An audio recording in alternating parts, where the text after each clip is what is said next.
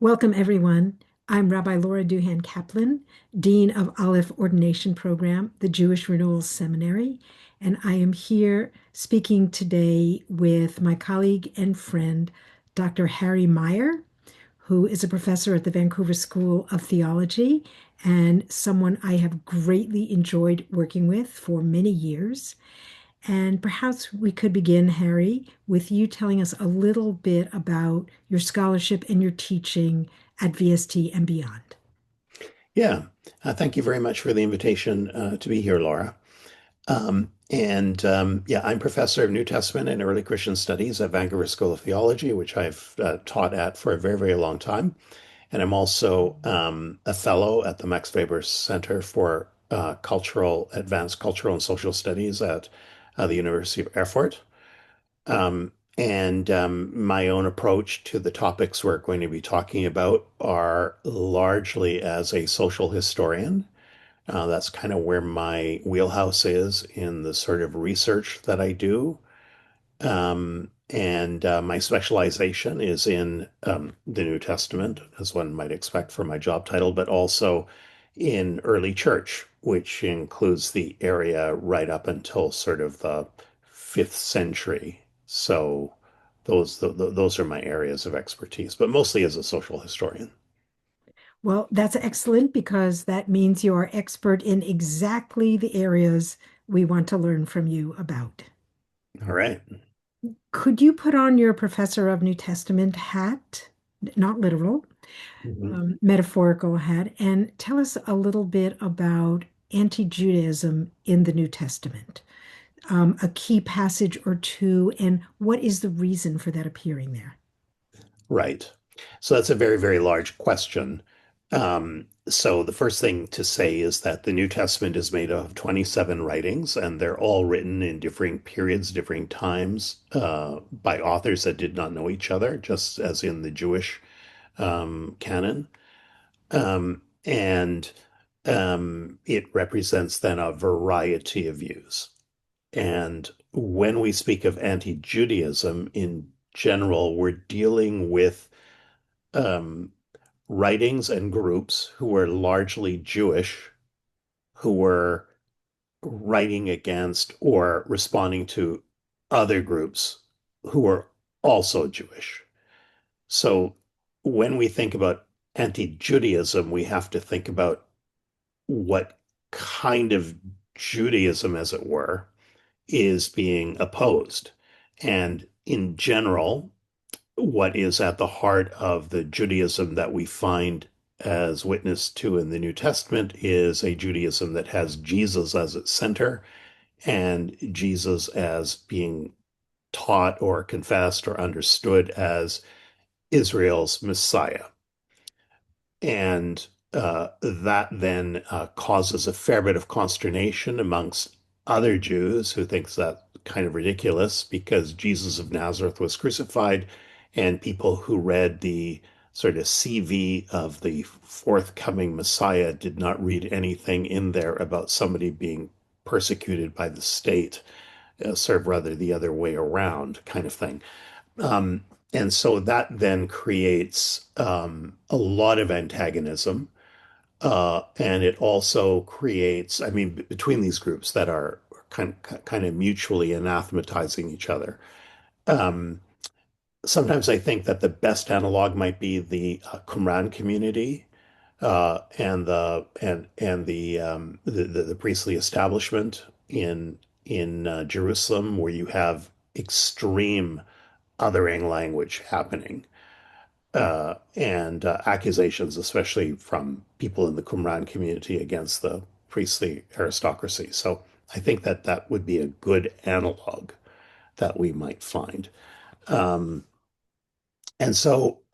there is a variety of positions vis-a-vis. Now we just speak of Israel. On the one side, there is the Jews who do not confess Jesus as the Messiah uh, are going to be punished in an everlasting judgment on the one side. And then on another side, there would be the view that um, Jews right now don't understand that Jesus was or is the Messiah, but in the fullness of time at the end of the age, they will come to understand that, and then they will also confess that Jesus is Messiah. Now, having said that, that does not mean that they're going to become Christians, because there's no such thing as Christianity in this period. Christianity as a religious movement emerged in the process of the second, third, fourth centuries, arguably really in the fourth century when the Roman Empire became notionally Christian. And then the uh, Jesus movement is then aligned with the state. Um, so um, one ought not to think of Christians versus Jews in this period. One ought to rather think of one kind of Jews versus another kind of Jews. So that's the first thing kind of I can say about that. I Okay. just want to say for a Go ahead. Jewish audience, that's very easy for us to imagine. We can think of a number of contemporary divisions where people are saying, you're the real Jews, you're not the real Jews. I'm fed up with Jews. I'm fed up with this group of Jews. We got it. Yeah, yeah. Then we've got there's a vexed question about what is the relation to non-Jews or Gentiles to Israel. This is a very, very big question. So, and we can think about this before the destruction of the Second Temple and after the destruction of the Second Temple.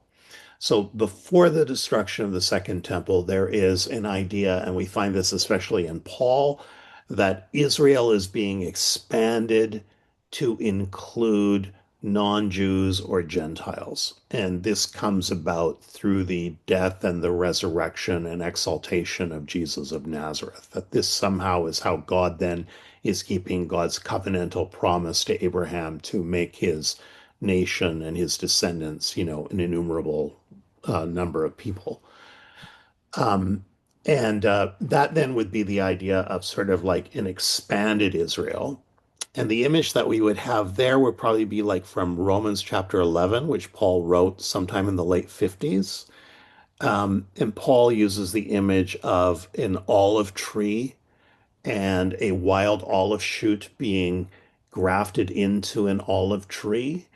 So Israel being the olive tree, the wild shoot being the Gentiles then being grafted in.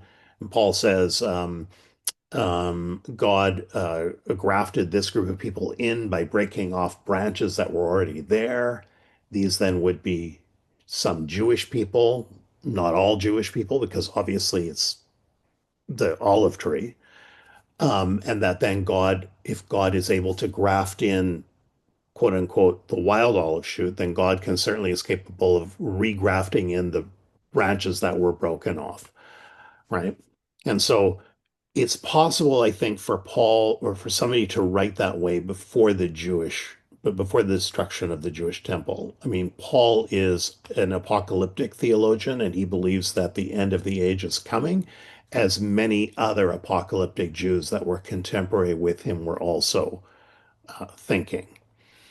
Um, After the destruction of the Jewish temple, I think that the equation changes because there is less of a concern about historic Israel and now more of a concern about what about the Jesus movement in the wider non-Jewish world. And that then results in increasingly majority movement of Gentiles, and I think that the movement then kind of moves away from connections with synagogues and so on, and now moves more into largely self-contained, for lack of a better word, house churches that may not have any Jews in them at all.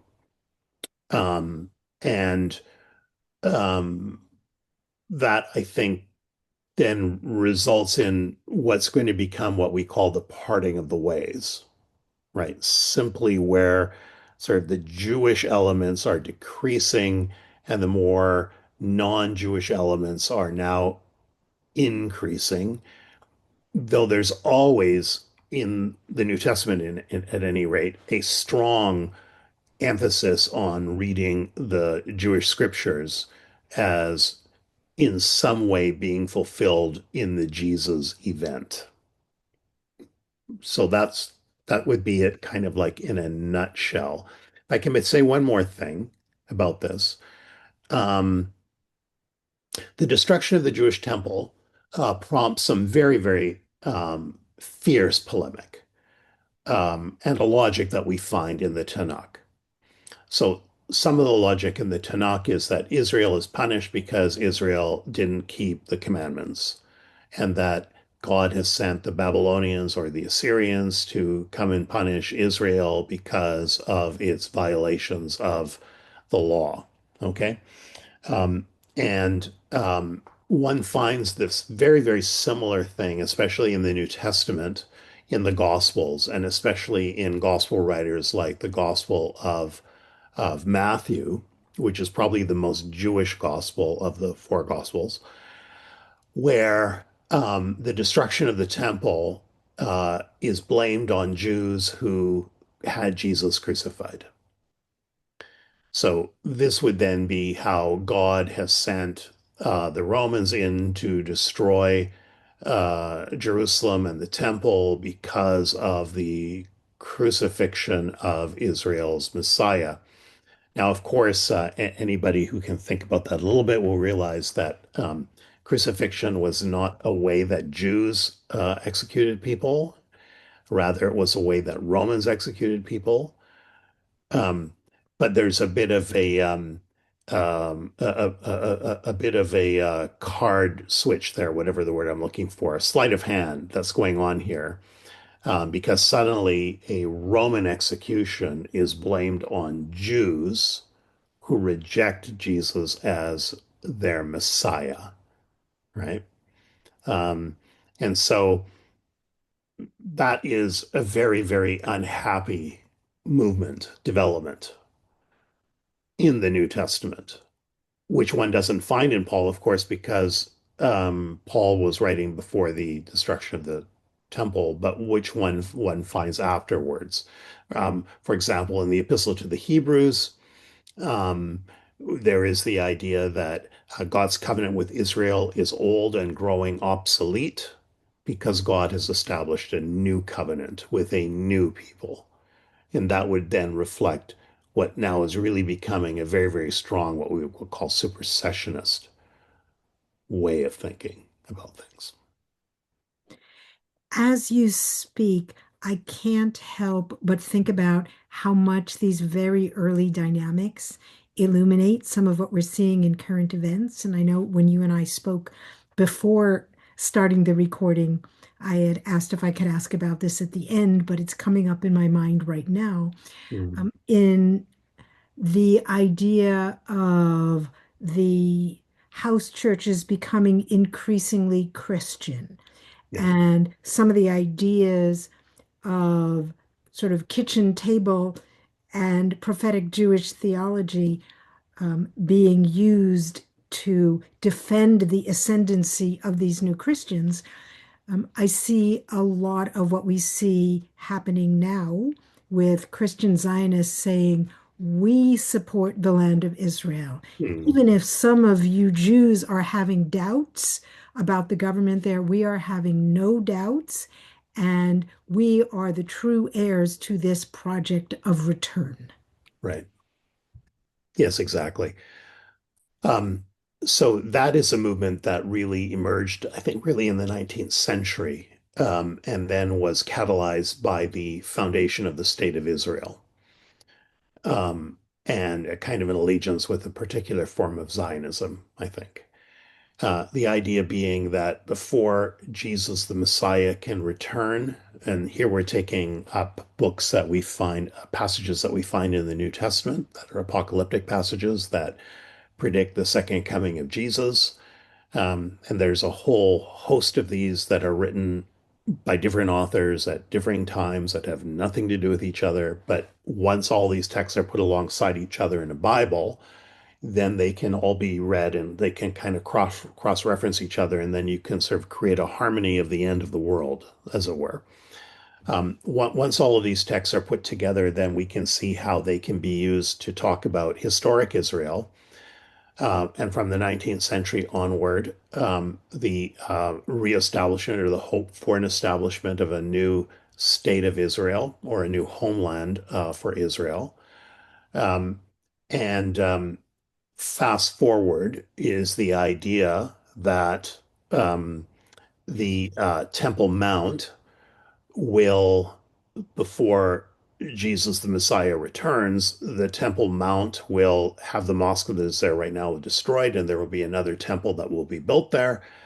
And then the figure, the Antichrist, um, the beast of the book of Revelation, though Antichrist is nowhere found in the book of Revelation, but just like a concoction of text together, brought all together, is that the Antichrist, the beast of the book of Revelation, will govern the world from the temple, will declare himself a god, and this then will prompt the return of Jesus to send all of the wicked into the everlasting burning lake of fire. So, what does that say about contemporary Jews and the unqualified support of Israel? Well, what that says basically is that these religious movements are using Jews and using contemporary Israeli politics in order to establish a kind of a purified Israeli homeland that more or less um, is equal to the boundaries of the the kingdom of David, right? And that Israel has a right to all of these to all of this land, okay? And that is just part of the plan for this um, last stage of history to come into being. So there is a kind of a Faustian bargain, I suppose, that's made um, when um, some aspects of the Israeli state tries to court this sort of allegiance. Um, but then again, at the same time, so Christians are using Jews so they can realize the aim of having Jesus come back. So the sooner you have an Israeli state that coheres with the boundaries of King David, then the sooner that there is an earthquake that happens that will destroy the present mosque on the Temple Mount, then the sooner there will be a new temple, the sooner then there will be the Antichrist, and the sooner then Jesus will return. So there's a whole set of dominoes that fall into place in all of this. I don't want to throw around buzzwords too much and reduce anything to buzzwords, but I know that there are Jews who perceive Christian Zionists with this particular theology that you've described. Some of us will perceive them as genuinely philo-Semitic, right? Mm, That is, they're making common cause, and others of us will view them as unabashedly anti-Semitic, right. knowing that we are means to their theological end or means to an end in their theological vision. What do you think people who hold this view subjectively believe? Do they subjectively believe that they are loving Jews and Judaism or something else, or are they just all different or I think you'd have a spectrum of views. Generally speaking, I would say most of them don't care, which is to say that they don't care because what they're worried about is when is Jesus returning. So it's sort of like I ask people who are I ask people to think about this, kind of do a bit of a thought experiment, right? If you talk to one of these people and you said you believe Jesus is going to return and is going to return in the next 40 years, 50 years, or whatever, and they'd say yes, most definitely, and then you would say to them, "Oh, that's interesting. Are you saving for your child's college education? Are you investing in a 401?" And I think the answer, or life insurance, I think the answer to that would be yes. So what that means then to me is that you've got a series of ideas that are sort of like siloed off here, Mhm. and then other things that are over here. And this is the way that most religious identities work. Most religious identities become salient in this way and not in that way. So if you were to ask these people, yeah, but what about your neighbor Herb's um, grandchild who's living in Tel Aviv? I mean, what do you think about them or something like that? I think they would probably say, well, I haven't really thought about that. Or they might say, well, I sure hope they become Christians so that they won't be thrown into the lake of burning fire. Uh, or, but I mean, I think the whole thing would be quite academic, Mhm. right? So are they philo-Semitic? Are they anti-Semitic? Well, I think the whole paradigm is anti-Semitic. Uh, at its most philo-Semitic, paradoxically, I think it's most anti-Semitic, um, because it's simply using a group of people in order to realize another thing. I mean, that's just sort of transactional. Anybody who's been in a transactional relationship knows it's not a very pleasant thing to be in, to be used by somebody in order to get some other end. So I think it's crass. Um, but I would say it is anti-Jewish in that it's not really hoping for the thriving of Jewish people in their own particularity with their own religious traditions. It's really seeing them as just bit players in another narrative. Um, so I would say the paradox is that at its most philo-Semitic is probably the most anti-Semitic to the degree that people even think about it. So, starting to think in those categories is leading me to a different question. It's an opinion question, but you will have a highly informed opinion about it, I believe. And this is the question of Christian use of Jewish scriptures and motifs. Obviously, historically, it goes back to the fact that the earliest Christians, Jewish scriptures, such as they existed at the time, before the Masoretic tradition, but Jewish scriptures were their scriptures, and those Yep. were the resources that they used to preach and teach and do something akin to what we now call midrash.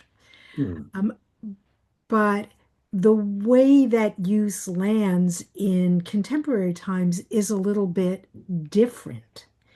And some people, particularly Christians and some enlightened interfaith scholars, see that as a shared love and celebration of the same scriptures.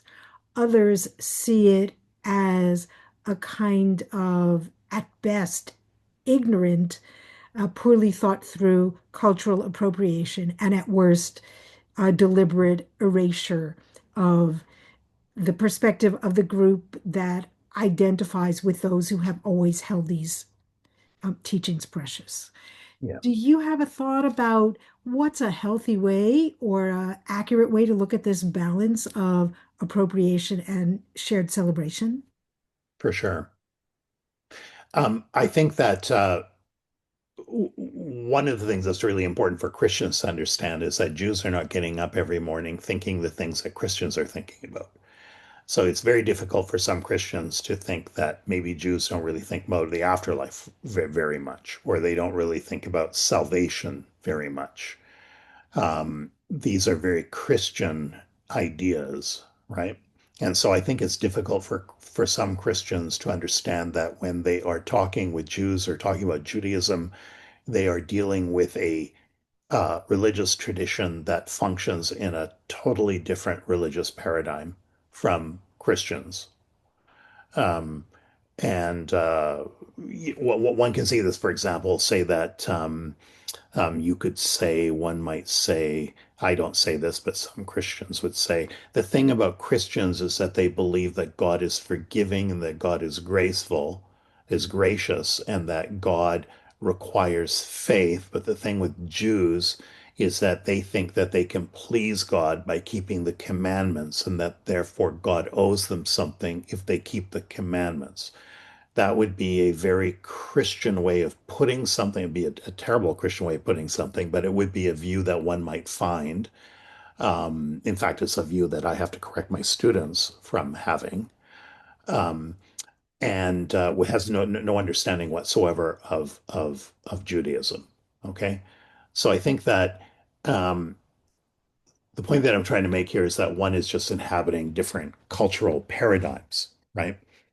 Now, so what one has to be careful then when, in terms of saying having Jewish Christian dialogue, right? That one says, well, when you say that and we say this, we mean exactly the same thing, don't we? I mean, we're just really talking about the same thing, but you're using different metaphors and we're using other metaphors and so on. And no, no, one should not think that way. It's far more complicated than that and far more sophisticated than that.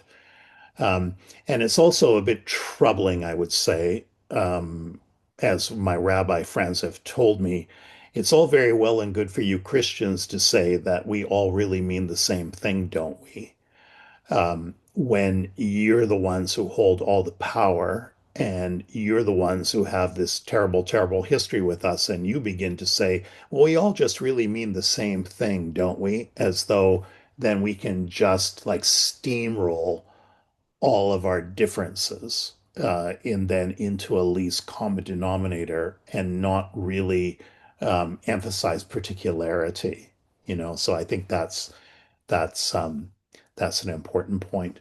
So I think that in terms of how do Christians use the Jewish scriptures, well, I think that there's a very, very wide diversity about that. So in my Lutheran tradition, when my pastor preaches on the Hebrew scriptures, she talks about the Hebrew scriptures as Hebrew scriptures and does not attempt to link them with Christianity. Now, obviously, she's a Christian pastor talking to a group of Christians, and the sermon is embedded in a liturgy that will have something like Holy Communion in it. So it cannot help but be then sort of related to Christianity, Christian worship, and so on.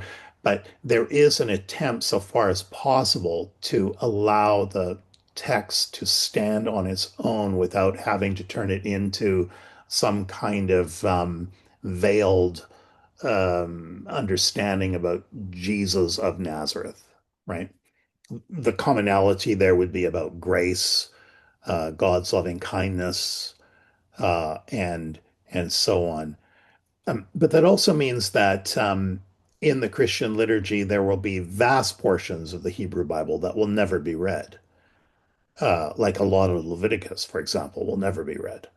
And there will be selections of Exodus and selections of the Abraham Sarah story, but not, but it will be the texts themselves in some way are kind of related typologically to the Christian story. Like, so that there you have this long tradition of sort of shadow and fulfillment, right?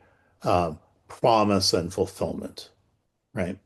And I think that if I can just say one more thing, because I know I'm talking a Much lot as you want. about here, is this that there's two kind of two sort of at least two ways of thinking about this. Um, and um, One is to think about biblical texts as some kind of great code that once you get the code right, then you can understand everything in the Bible. This is sort of Northrop Frye's thing. Once you know the great code, you can really understand how the Hebrew scriptures function with with the Christian Bible. And now you have this great sort of semiotic model that where everything kind of fits into every spot and so on and so forth. I mean, I think that's kind of a disaster. Quite honestly, I mean, I think that's really a disaster.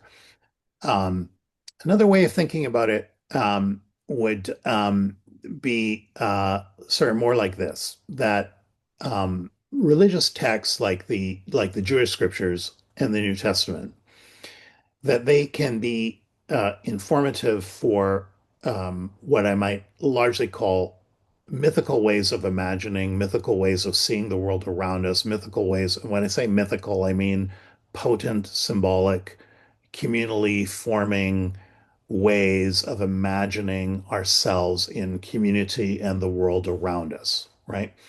So, um, whereas one group might read a set of texts in one way, like Christians do, and so on, and create their own kind of way of imagining identity, communal identities, the world around us, and so on, that Jews would take the same text and they would imagine the world in a very, very different kind of way. And that then, um, I think, gets us out of the world of promise and fulfillment. And it allows for differing ways of imagining an identity, differing ways of imagining a communal identity. So when I say in the creed, say, and I believe in Jesus Christ, crucified, died, and was buried, descended into hell, third day rose again from the dead. He will come again to judge the living and the dead. What I mean when I say he shall come again to judge the living and the dead is not that I will be able to take a picture in the sky one day when Jesus is going to return on some undisclosed date on the calendar. It's rather a way of thinking about what does a particular way of thinking about what commitment to hope, commitment to the future, commitment to life really looks like, right? So I think that way of thinking about Jews and Mhm. Christians not going with the great code of Northrop Frye, but rather thinking in much more dynamic, sort of embedded ways is a much better way of thinking through these kinds of things. I hope that makes sense. Oh, it absolutely does. And I think this idea of expanding the imagination is something we should keep in mind in all kinds of interfaith learning and interfaith dialogue, because certainly different spiritual vocabularies, different ways of telling stories that touch on existential and human and creaturely issues, they activate sort of different emotional keys in us, different ways of seeing the world, and they can broaden it for us. Exactly. And Yeah. I think we all understand that the purpose of reading scripture in church is to tell and retell the story of Jesus, perhaps through Paul's lens Hmm. on that story. And what some Jews may not know is that in the church lectionary, Jewish scriptures are used as pieces of that story, ways of reinforcing that particular story.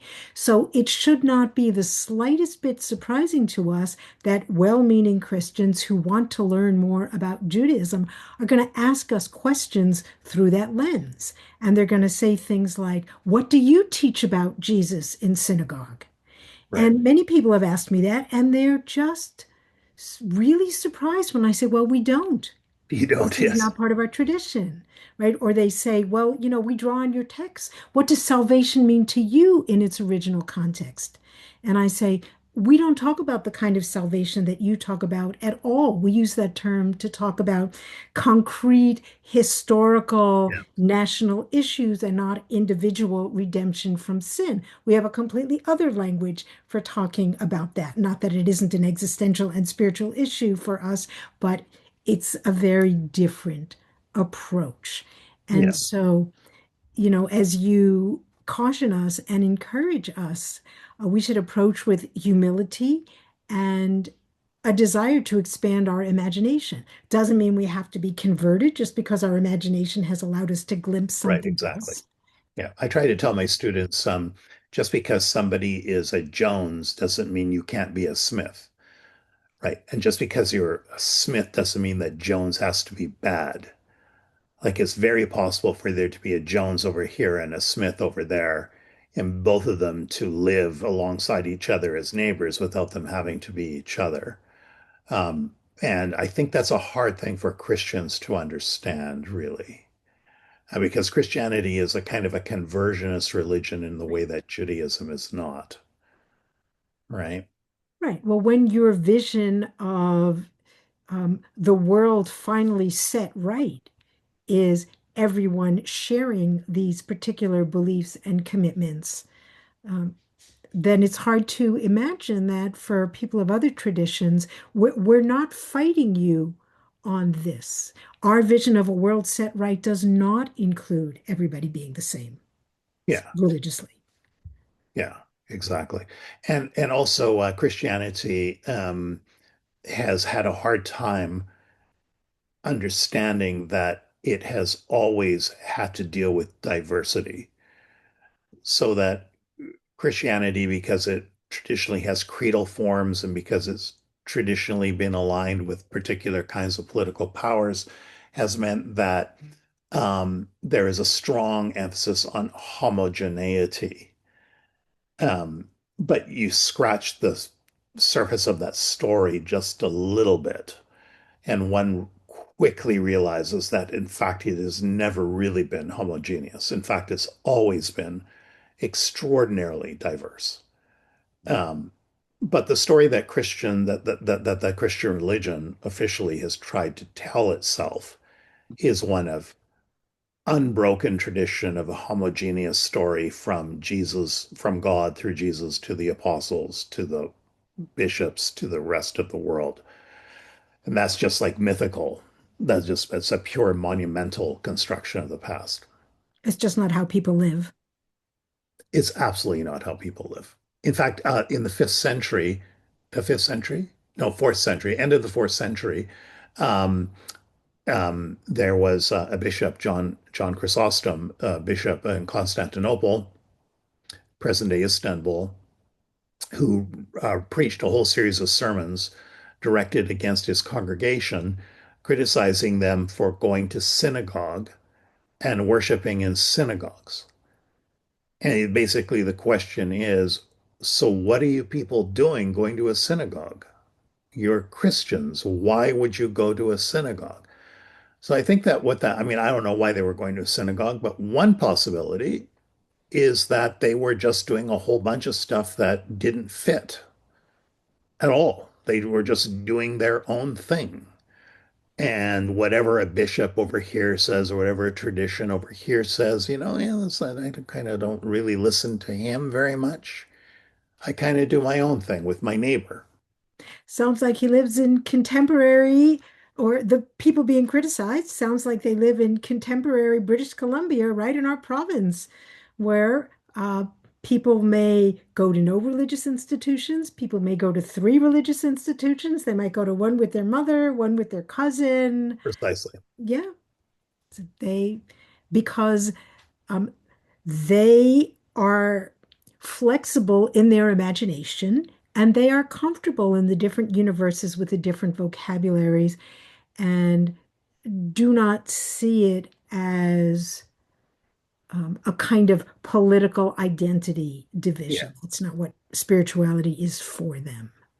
So one of our challenges then is, like, you're a religious leader and I'm a religious leader. So one of as and a religious educator is how to help religious leaders deal with that complexity and to understand that complexity and to kind of run with it. Uh, so the last thing that a Christian theologian ought to do is say, that really makes no sense. That's not really what a pastor should say to somebody. A pastor should say, I'm really curious about you doing that. Can you tell me more about what that's like? You know, I think. I think so too. And that is a really great way to end, Harry. We started with the realities of the challenges that have stayed near the surface of Jewish Christian relations for a long time. And then, in a moment of calm and quiet, you are inviting us to be curious. Excellent. So, really appreciate your time and your wisdom and your knowledge. Thank you so My delight. much. My delight.